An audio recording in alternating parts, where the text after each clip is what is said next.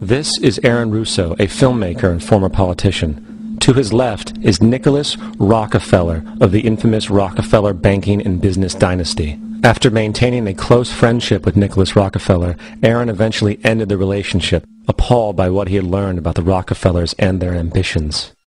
I got a call one day from an attorney woman I knew, and she said, "Would you like to meet one of the Rockefellers?" I said, "Sure, I'd love to." And we became friends, and he began to divulge a lot of things to me.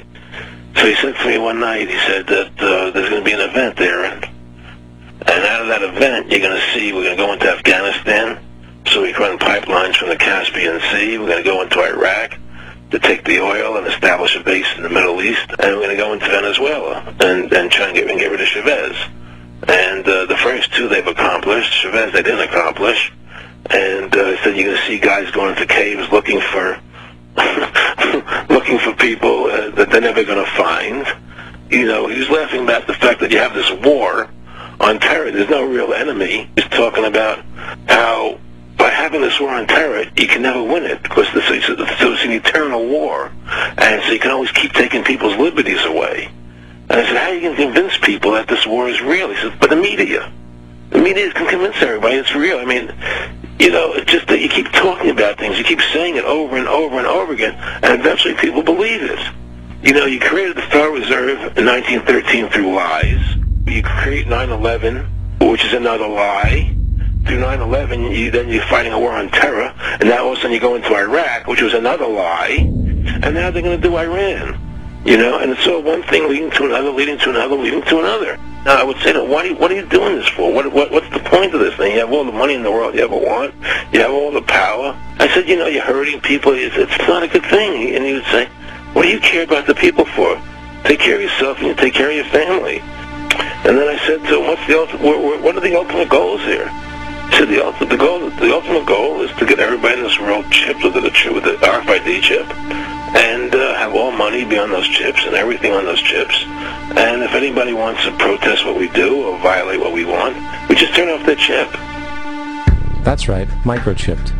In 2005, Congress, under the pretense of immigration control and the so-called war on terrorism, passed the REAL ID Act, under which it is projected by May 2008, you will be required to carry around a federal identification card, which includes on it a scannable barcode with your personal information. However, this barcode is only an intermediary step before the card is equipped with a VeriChip RFID tracking module, which will use radio frequencies to track your every move on the planet. If this sounds foreign to you, please note that the RFID tracking chip is already in all new American passports. And the final step is the implanted chip, which many people have already been manipulated into accepting under different pretenses. We have a Florida family who are really pioneers in a brave new world. They have volunteered to be the first ever to have microchip identification devices implanted into their body. After 9/11, I was really concerned with the security of my family. I wouldn't mind having something planted permanently in my arm that would identify me.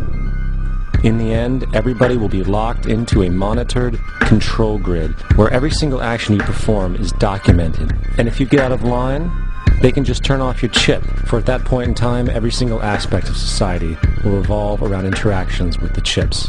This is the picture that is painted for the future if you open your eyes to see it. A centralized one-world economy where everyone's moves and everyone's transactions are tracked and monitored, all rights removed. The most incredible aspect of all, these totalitarian elements will not be forced upon the people. The people will demand them.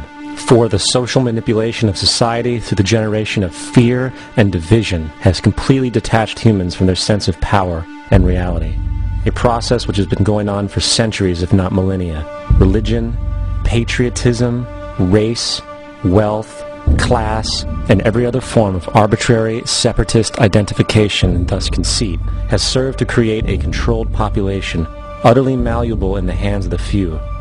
Divide and conquer is the motto, and as long as people continue to see themselves as separate from everything else, they lend themselves to being completely enslaved. The men behind the curtain know this, and they also know that if people ever realize the truth of their relationship to nature and the truth of their personal power, the entire manufactured zeitgeist they prey upon will collapse like a house of cards.